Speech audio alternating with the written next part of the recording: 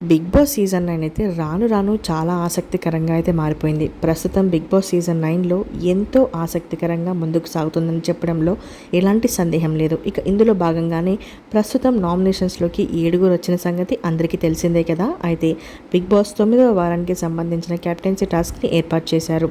అయితే ఈ టాస్క్ ఏంటి అని అంటే హౌస్లో ఉన్న వాళ్ళందరినీ కూడా 3 టీమ్స్గా డివైడ్ చేశారు. ఇక ఇందులో భాగంగానే ఎవరెవరు ఏ టీంలో ఉన్నారనేది ఒకసారి చూద్దాము. పింక్ టీంలో తనుజ, ఇమాన్యుయల్, రాము, గౌరవ్. ఇక బ్లూ టీంలో నిఖిల్, పవన్, రీతు, భరణి. ఇక ఆరెంజ్ టీంలో శ్రీనివాస్, దివ్య, సుమన్ అలాగే కళ్యాణ్ ఉన్నారు.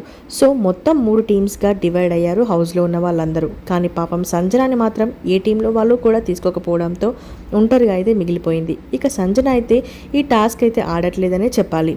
ఇక ఇందులో భాగంగానే బిగ్ బాస్ అయితే పెట్టిన కెప్టెన్సీ కంటెండర్ టాస్క్ ఏంటి అని అంటే 3 టీమ్స్ నుంచి ఒక్కొక్క కంటెండర్ గేమ్ ఆడడానికి ముందుకు రావాలి.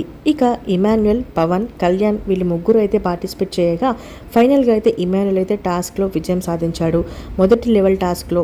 సో మొత్తానికి ఏ టీం వాళ్ళైతే విన్నర్గా నిలుస్తారో ఆ టీం సభ్యులు మాత్రమే కెప్టెన్సీ కంటెండర్గా నిలుస్తారు. మరి పింక్ టీం అయిన తనుజాన, బ్లూ టీం అయిన పవన, ఆరెంజ్ టీం అయిన దివ్యాన, మరి వీళ్ళ ముగ్గురు టీమ్స్లో ఎవరు గెలుస్తారనేది గెస్ చేసి కామెంట్ చేయండి. మరిన్ని లేటెస్ట్ లైవ్ అప్డేట్స్ కోసం తప్పకుండా సబ్స్క్రైబ్ చేసుకోండి.